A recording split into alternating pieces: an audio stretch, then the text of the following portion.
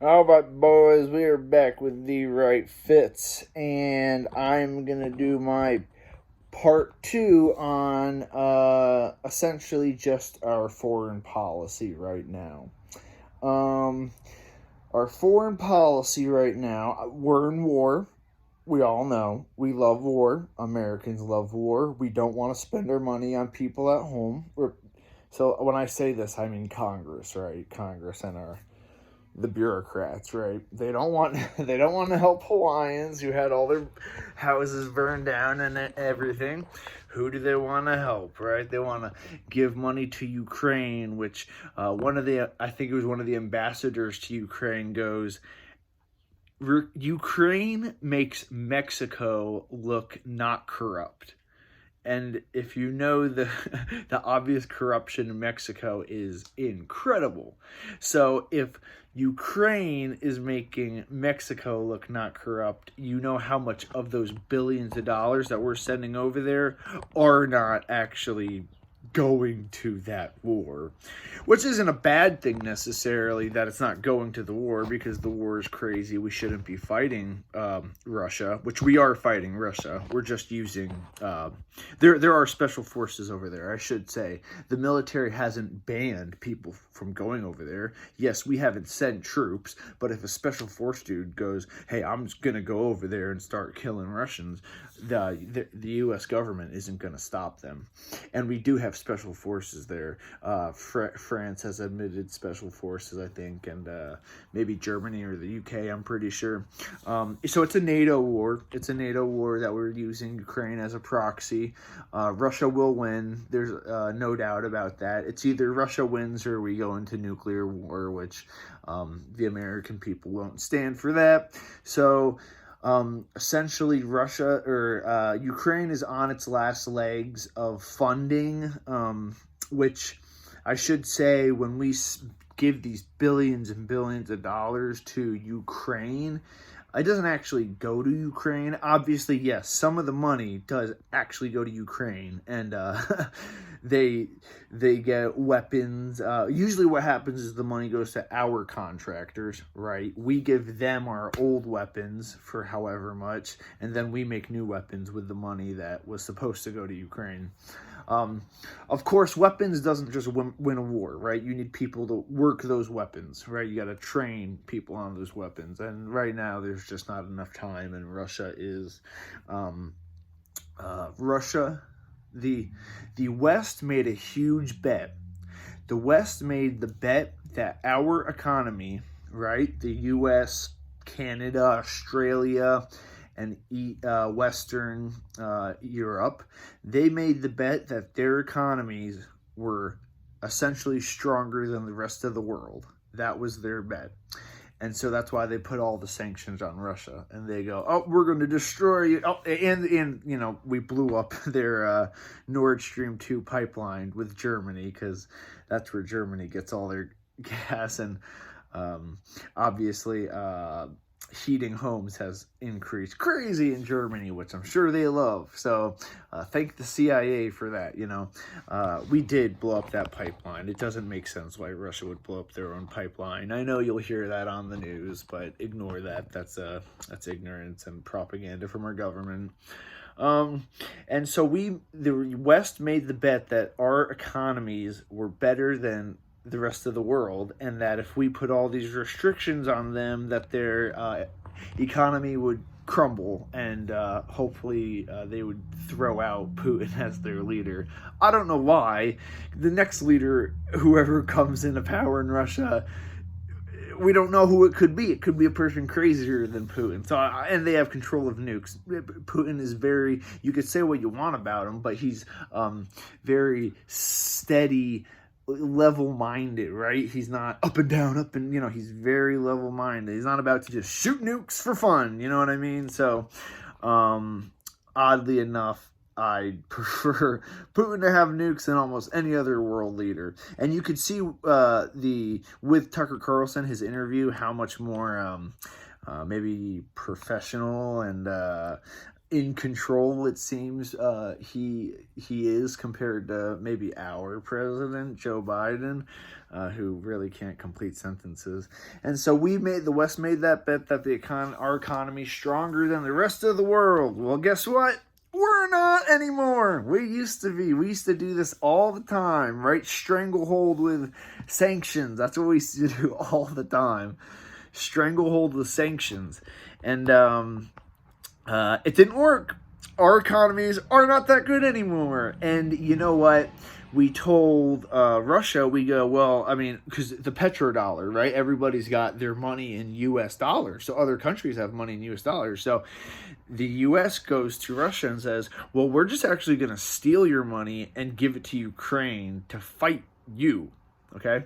So what does that tell the rest of the world? It tells the rest of the world, holy shit, if we have money in U.S. bonds, U.S. Treasury bonds, if we have money in U.S. currency, it could be used against us if we don't do the will of the U.S. And so China sees this. Obviously, they're our enemy because we want them to be our enemy. India sees this, right? South America sees this. South America hates us, by the way. Just all of South America hates us. Central America hates us. Africa hates the whole West. If you just know any of the history of Africa, they just absolutely hate the West. Because they're still plundering them to this day. Ask the French. And now we're getting kicked out of Nigeria too, because the French were there, right? They owned Nigeria or whatever, and then they got an uprising essentially happened, and they were like, you guys can't be here anymore. You guys are not allowed here anymore. It's our country, you guys are not allowed. And I stand up for them. Kick our fucking military out. Our military's crazy. Kick them out. And guess what? If those military men come home, they're not going to get hurt. Well, it's like almost like a win-win for some reason. Okay, so sorry about that.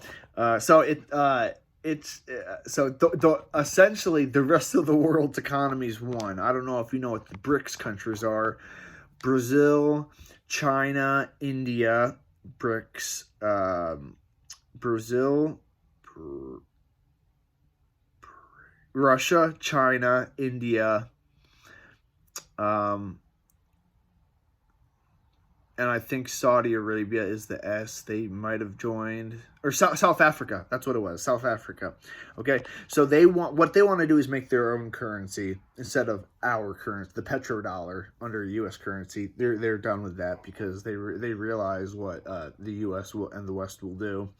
FYI, the rest of NATO doesn't necessarily want to go to war with Russia either. The U.S. The point of NATO, initially the point of NATO, obviously, was to go against the Warsaw Pact, which was the pact that all of these Soviet states would act together, right? The Soviet Union, right? So that was the point of NATO. Well, guess what? The Cold War is over, and I tell this to people all the time. Why don't we just dissolve NATO? Get rid of NATO. There's no point to have it. Either invite Russia in, which actually he offered to Bill Clinton, Putin offered to Bill Clinton, or get rid of it. Those are the only two options that can keep peace. Otherwise, we're in a perpetual Cold War, and we are in a Cold War right now. We never stopped the Cold War, right? Russia stopped the Cold War. We said, okay, Yeltsin went behind Gorbachev's back and said, all right, we'll break up all the Soviet states, okay? Blah, blah, blah. They won. The U.S. won, right? We won. And then we said we wouldn't move NATO. I don't know why we didn't say we dissolve NATO now, but we didn't, especially because there was that whole thing in... but when the Berlin Wall fell, we said we will not move west of the Berlin Wall, right? Or east of the Berlin Wall. And all we've been doing since then is absorbing country after country after country into NATO. And the reason why we do this is a couple-fold. We control their military. They have to buy from us. That's one. They have to buy from us. It stimulates our our military industrial complex.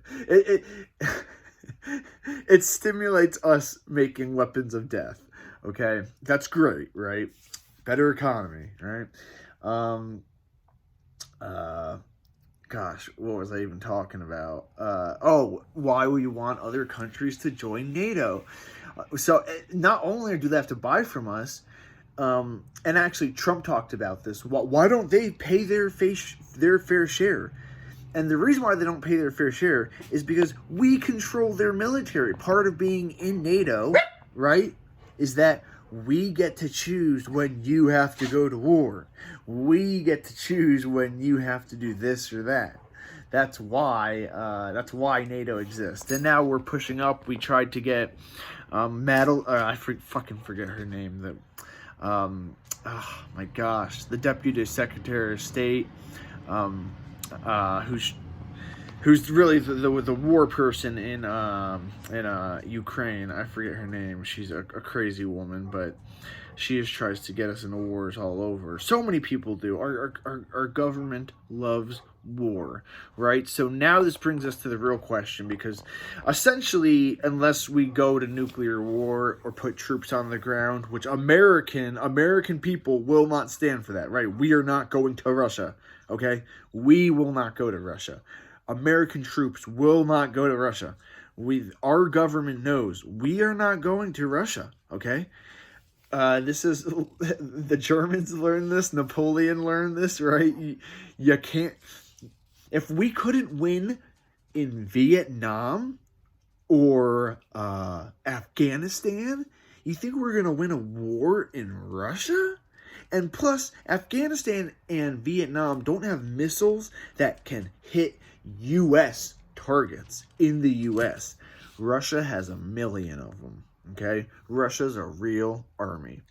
And this proxy war with Ukraine has just made them even a better army, because they've obviously stimulated their output of the stuff they need. So now they're stronger than ever, which is no problem as long as we try to have peace with them. Putin is not one to... He does not want to have war with the rest of us. I know there's a lot of propaganda that he's trying to start the Soviet Union again. It's like, no, he hated. I think he hated Stalin and how millions of Russians died, during the Holodomor. He knows the history, right? He doesn't want any Holodomor happening to Ukraine. Once Ukraine surrenders, he's gonna give, most of them are Russians, he's gonna give a peaceful negotiation to them. But Americans are full of propaganda. They think he's trying to rebuild the Soviet Union. They literally think that. It blows my mind how stupid Americans are when it comes to especially Russia. If Russians weren't white, we would call what we say about Russians racist, right? If they were black, Russians are the only people that Americans are allowed to be racist against. You know what I mean? Because they're our enemy or whatever. We can't do it to Asians. Chinese, they're our enemy too. But of course, they're a different race, so we can't actually directly be racist to them. But Russians were allowed to. Let's see. What's the real implication going on right now? Well, the real implication of our foreign policy right now is going on in, as we all know, Israel. And I hate talking about this topic. I have to talk about this topic again, though, because Americans died now. Apparently, there was a convoy. It was some famous, what's his name? Some famous chef has this world kitchen thing where he goes around the world, and anybody who's starving, he tries to give meals to them. And so he negotiated. He's like, hey, we got 3 buses or whatever. Can we bring... He's talking to the IDF, right? He negotiated with the IDF. The IDF knew where they were, he said. And they got clearance to go, right? And bring the food over to the Palestinians. And of course, what did Israel do, right? They killed everybody in a mile distance. So they literally were following them in drones, or I'm guessing drones, and just bombed one at a time. And it took a mile, right? So literally a mile, one gone. The other two buses are still going. Like, what the fuck happened? What the fuck happened? And then boom, another. The second one gets killed, and then they kill the third one. An Australian was there. People are starting to change their tone, and I wonder why people are starting to change their tone. There's a lot of starving kids, thousands of starving kids, to the point where they're dying, but not many people are upset about that. In American news, Jewish lives do matter more than Palestinian lives. I shouldn't even say that. I should say Israeli lives matter more than Palestinian lives. That is true in American media. And as long as America supports Israel, they get to do what they want. And the minute we stop supporting them, they have to follow every single command our president gives them, because they're a little country in the middle of nowhere with no resources. They literally have to follow literally everything we said. And this happened with Reagan. Reagan literally, I think it was Reagan, and then maybe it happened with Carter. It happened with a bunch of presidents where Israel was just I forget which one of them. I think it might have been Reagan or Carter. He goes, "You guys are holocausting these people." He used the word Holocaust. You guys are holocausting these people. And 15 minutes later, the bombing stopped. That's the type of power we have. And now that a couple white people, especially an American, right, died, more people are calling for not even stopping funding them, but right now, usually what happens is we fund countries with weapons, and we tell them, you guys can only do this or that without weapons. We don't do that with Israel. With Israel, we give them the weapons, and we just say, do whatever the fuck you want. They have no restrictions. Well, now congressmen and shit are starting to call for restrictions, of course, because the white died, which isn't a bad thing. Maybe it took a white person to die. There was the guy who burned himself to death, but everyone just called him crazy, which obviously in 10 years or whatever, he will not be looked at as a crazy person or whatever, just like the Vietnam monk who killed himself. He wasn't Vietnamese. I mean, he was Tibetan, but he was doing it for the war under McNamara's office or whatever. And the way they killed these people, they had like big stickers on the top of their car to let the Israelis know, hey, we're the food workers, we're not Palestinian. And they killed them anyway. The Israelis don't care. They're a very inept army. They're very, they're an army nation. Everybody has to serve. So everybody's propagandized. There's not much. They're really the only country on earth where the youth is more radical than the older people. Like, the youth are more conservative and like, let's kill them, compared to the older people, which is totally different than everywhere else on earth. Most places, right, the youth are a little more open-minded. Not in Israel. They I don't even know. They have no problem killing all the Palestinians. And in America, we think, oh, well, Palestinians, you know what I mean? Muslims, that's what we think. But really, a lot of the Palestinians, and I was just reading this article listening to this article from Tucker Carlson, which you guys should all listen to. He had a Palestinian pastor on, okay? So they have Orthodox and Catholic churches in Gaza. You know who's being killed? Them. You know who's being bombed? Those churches. Okay, Christians. Christians are being bombed now. Now, we say some people say we're a Christian country or whatever.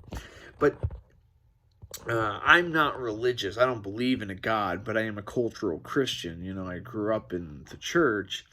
And it does something to me. It shouldn't. I'm disgusted by how they're killing and starving Palestinians. The siege, the medieval siege that they're doing is just it's so disgusting, and it's a war crime. It is a blatant war crime. It's not like Russia is not letting anything into Kiev. They can't do that. They're not going to do that. They would not starve their own people. I don't know if you guys saw, there was a conference with Putin, and then Netanyahu walked by to come sit like a couple seats down, and Putin just sits there and ignores him, doesn't shake his hand or anything. Because you can say what you want. Obviously, Russia's our enemy and Israel's our friend, but Israel is committing war crimes in their war. It's not even a war. It's not even a war. You got to understand, right? Because the Palestinians don't have an army, so it's not a war. It's just beating up on people. It's just killing people. And so it's obviously a war crime. It's obviously, you don't even have to use the word genocide. It's just terror, complete terror that they're doing. And it's so funny because, you know, like 35,000 people have died, and like most of those are kids, right? Well, they all the freaking Zionists will scream October 7th or 8th or whatever the fuck the date was, right? 1,010 people died. It's like, okay, you guys have killed 30 times that already.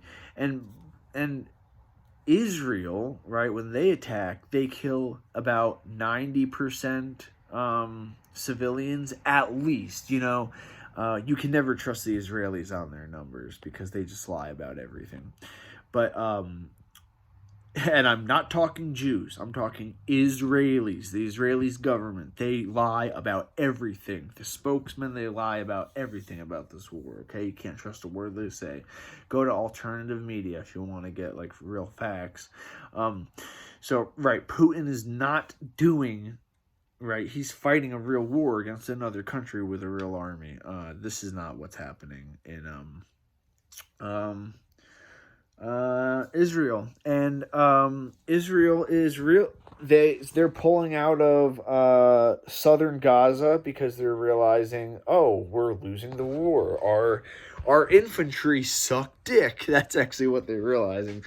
They have terrible infantry. Because what they do, you know, they have some specialized groups, obviously, like we do, Mossad and shit like that.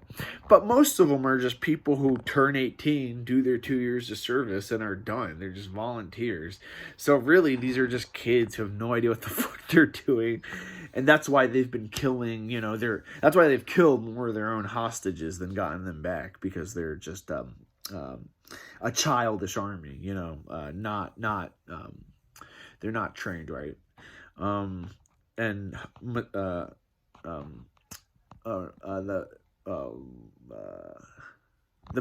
Whatever the Palestinian group is, Hamas has been kicking their ass, essentially, right, in southern Gaza. So that's why they pulled out. And now what happens is Netanyahu needs to stay in power because he'll be thrown into jail by the courts who hate him. There's a big thing against the courts and the presidency or the prime ministership. There's a big there's a lot of strife between the two, and there's a lot of corruption charges against him. But as long as he's the prime minister, he can't go to jail for these things. So now he just bombed. So now they think he's trying to go up into Lebanon, maybe, and they just bombed the Syrian, not ambassadorship, I forget what the other one is, but the building of Iran, not the ambassador building of Iran, I forget what you call it, consulate. They bombed the consulate, which is Iranian property. So, like, if you're in America and you go to the Chinese embassy, that's Chinese property on U.S. soil. That's Chinese property. It's not. That's why Saudi Arabia was just able to cut up Khashoggi in their embassy or whatever because it's their property, right? We can't just go. American troops can't go in and say, hey, stop cutting up that person, right? So that's how crazy it is. And so he needs to stay in power. And so the thought is he shot a missile. He's trying to get Iran to react, essentially, right? Once he gets Iran to react, this war can go on forever, and it's going to spread. If they get Iran to actually come into this war, this is where we're looking at actual World War III level things, because Russia's not just going to stand by if we send troops against Iran. I don't even know if Americans will go fight in the Middle East again. We're still in Iraq. I hope. Obama tried to send troops into Syria in like 2014 or something. And it was just, the American people were just like, no, immediately. And literally the next day, he's like, okay, we're not going to Syria. And I think that's what would happen. I really hope if people wanted us to go there. The bottom line is we need to stop funding Israel, and we need to stop funding Ukraine. And this is what I don't get about, especially the Republicans. Like, we'd save so much money. We could use that money on stuff to help people. The problem is everybody in Congress is rich, so that they don't need help from social services or anything. They're all rich, so they go, who cares? We just got to blow all the U.S. taxpayer money on these wars. And if the congressionary budget every year, more than half of it, like I think it's 80 or 850, listen to this number, $850 billion. That's the proposed next budget. $850 billion for the U.S. offense budget. They say defense, but our military bases aren't. Well, we have some military bases at home, right? But we have like 300 around the world. Man, and these places don't fucking want us. We need to get the fuck out of Africa. They hate us. The Chinese have this Belt and Road Initiative. And so what they do is they go to these African countries and they go, hey, we'll help you build infrastructure, we'll help you build everything you need, houses, we'll help get your economy going, okay? And all you got to do is let us into your land. That's it, let us onto your property at specific times, and the Americans, the West goes, no, don't let China do that. Don't let China do that. That's bad. That'll let them have influence over you guys. And the Africans look at us like we're fucking crazy. They go, you guys come in here with military force, remove our leaders, and then plunder our resources and don't give us anything. Why the fuck would we not go with the Chinese?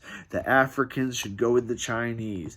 The West needs to get the fuck out of Africa, period. And that means France, get the fuck out. Especially the French in North Africa. Get the fuck out. What the fuck are you doing? Jesus Christ, I get you like their resources. I get you like controlling their economy. But there should be an African Union, right? Just like there's a European Union, there should be an African Union. But you know who doesn't want an African Union? The West. Because then that makes them powerful. You know who has probably the most resources on Earth? Africa. Africa should be wealthy. And there's some politicians, Mabuntu, I believe his name is, in South Africa. He realizes this. And we need to get out. And I would say, honestly, like reparations for Americans who like were slaves generations ago. I don't know about that, but we got military bases that we drone strike people all the time in fucking Somalia and Libya and wherever else we want. Okay, wherever we want. Guantanamo. We stole Guantanamo Bay. You know where Guantanamo Bay is? Cuba. Cuba don't like us, but we can't get rid of them. You know that? Or they can't get rid of us. We're not going to give that land back. And it's just like, when will we let these countries be free? I mean, we talk about freedom for ourselves, you know, but when will we allow these countries to be free? I just don't get it. You know, we don't need to try to be the world. This is how Rome died. You know, they extended themselves too far. You know, we need to focus back at home. Get our military men all at home. Get rid of these bases. Save all that money. Help the victims of our wildfires and our hurricanes and our floods and Hawaii. You know what I mean? Like, let's send $80 billion to Hawaii, who are American, not Ukrainians who are gonna steal the money. Blows my fucking mind, but you guys know a lot does. So I know this was a long one. Thanks for listening, motherfuckers. Give me your guys' opinion. Love you guys. Thanks.